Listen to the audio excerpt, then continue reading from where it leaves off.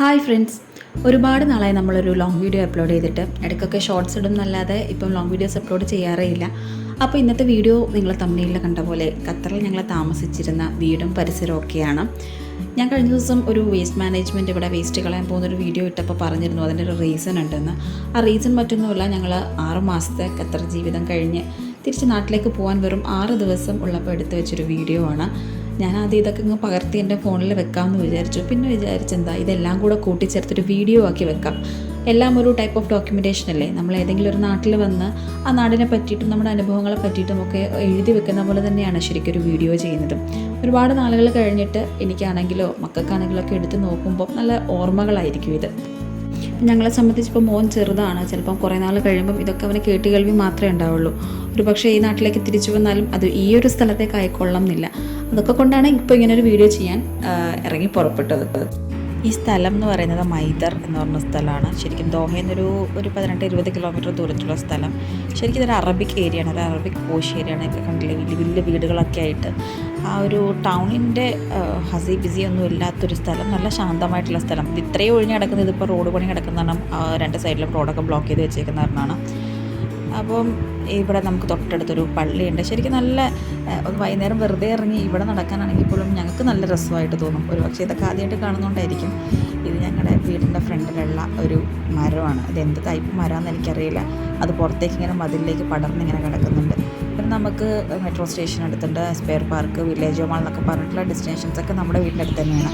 ഇതാണ് നമ്മുടെ മുറ്റം. ഈ മരമാണ് ഞാൻ പറഞ്ഞത്. ഇത് പുറത്തേക്കും ഇങ്ങനെ പടർന്ന് കിടക്കുന്നതിൻ്റെ അകത്ത് രാവിലെ ആകുമ്പോൾ നല്ല കിളികളുടെ ശബ്ദമാണ് ഈ കേൾക്കുന്നത്. ശരിക്കും ഈ മരത്തിൻ്റെ അകത്തുള്ള കിളികളുടെ ശബ്ദമാണ്. അപ്പോൾ നമുക്ക് വീടിൻ്റെ അകത്തേക്ക് പോവാം.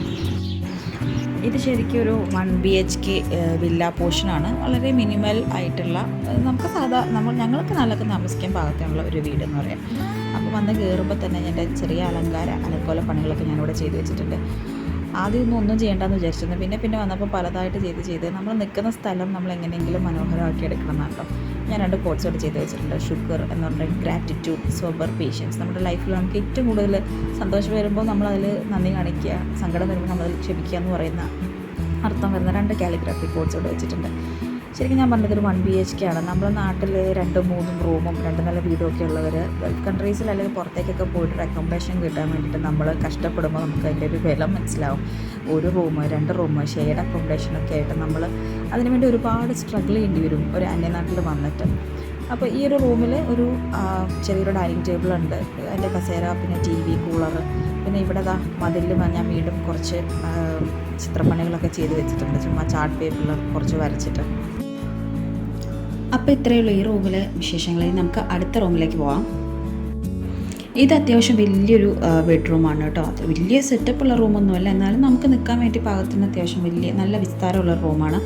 ഇവിടെ 2 കട്ടിലാണ് ഉണ്ടായിരുന്നത്. അതിൻ്റെ ഒരു ബെഡാണ് ഞങ്ങൾ അപ്പുറത്ത് കൊണ്ടിട്ടിരിക്കുന്നത്. കട്ടിലിൽ ആരും കിടക്കാറില്ല, എല്ലാവരും നിലത്താണ്. മക്കളെ ചെറുതായതുകൊണ്ട് നിലത്താണ് എല്ലാവരും കിടക്കുന്നത്. ഇവിടെയും ചെറിയ ക്രാഫ്റ്റ് വർക്ക്സൊക്കെ വെച്ചിട്ടുണ്ട്. ഒരു ഐക്യയിൽ നിന്ന് വാങ്ങിയൊരു പ്ലാന്റാണിത്. അതിൻ്റെ ഇപ്പുറത്തൊരു quote, the best dreams happen when we are awake എന്നുള്ളത്. പിന്നെ ഇവിടെ കുറച്ച് പ്ലാന്റ്സ്, കുറച്ച് ആർട്ടിഫിഷ്യൽ പ്ലാന്റ്സും 2 ഡ്രോയിങ്സും ഒക്കെ വെച്ചിട്ടുണ്ട്. ഇതെനിക്ക് ഭയങ്കര ആഗ്രഹമായിരുന്നു ഇങ്ങനത്തെ ഈ ഒരു ആർട്ടിഫിഷ്യൽ പ്ലാന്റ്സ് വാങ്ങിക്കണം എന്നുള്ള. പക്ഷേ നമ്മുടെ നാട്ടിൽ ഓൺലൈനിൽ ഇത് വാങ്ങിക്കുന്നതിനെക്കാട്ടിലും വില കുറവിൽ നേരിട്ട് ഐക്യയിൽ ഇവിടുത്തെ എമൗണ്ട് വെച്ച് കമ്പയർ ചെയ്യുമ്പോൾ നമുക്ക് വില കുറവാണ് ശരിക്കും ഓൺലൈനിൽ അവിടെ വാങ്ങുന്നതിനെക്കാട്ടിലും. പിന്നെ ഇതൊരു പ്ലെയിൻ മിററായിരുന്നു. ഇതൊന്ന് ഞാൻ മേക്ക് ഓവർ ചെയ്തെടുത്തിട്ടുണ്ട്. ചെറിയൊരു സ്റ്റഡി ടേബിൾ ഉണ്ട്. ഇത്രയൊക്കെയാണ് ഈ റൂം. സാധാ ഒരു മിനിമൽ റൂം. പിന്നെ ഇവിടെ കാണുന്ന ഈ ഫർണിച്ചേഴ്സൊക്കെ ഒന്നും നമ്മൾ വാങ്ങിച്ചതല്ല, ഇതൊക്കെ ഓൾറെഡി ഇവിടെ ഉണ്ടായിരുന്നതാണ്. അതുകൊണ്ട് നമുക്ക് നല്ല ഉപകാരമായിരുന്നു.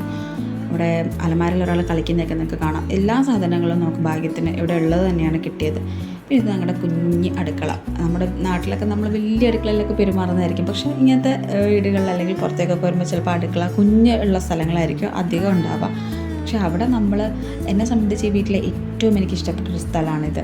ഇവിടെ ഞാൻ മിക്ക കിച്ചണിലും DIYs ഒക്കെ ചെയ്യുന്നവർ എഴുതുന്നൊരു ക്ലീഷേ ഡയലോഗുണ്ട്, meals and memories are made here എന്നുള്ളത്.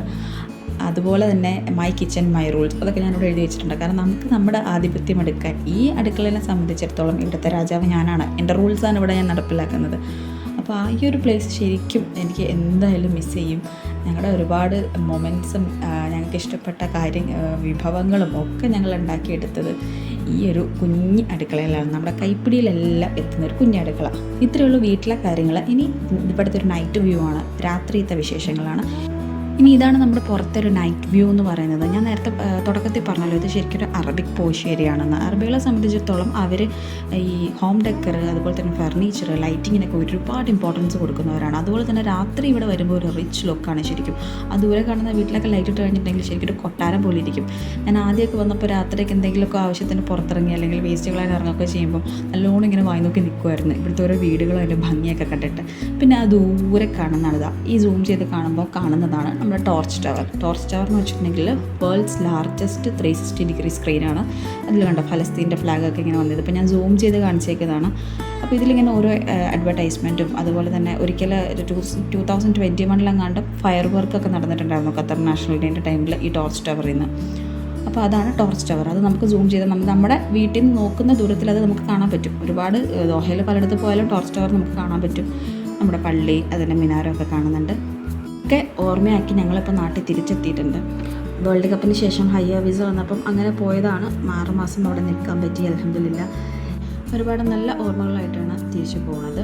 ജീവിതത്തിൽ ഓരോ മാറ്റങ്ങൾ ഇങ്ങനെ വന്നുകൊണ്ടിരിക്കും. നമ്മളതിനോട് ഇങ്ങനെ യൂസ്ഡായിട്ട് മുന്നോട്ട് പോയാലേ പറ്റും. ഇനി നാട്ടിലായാലും എവിടെയായാലും ഒരുമിച്ച് ജീവിക്കണം പറ്റണേ എന്നുള്ളൊരു പ്രാർത്ഥനയുണ്ട്. ഇത്രയുള്ള ഈ വീഡിയോ എല്ലാവർക്കും ഇഷ്ടപ്പെട്ടാൽ ലൈക്ക് ചെയ്യുക.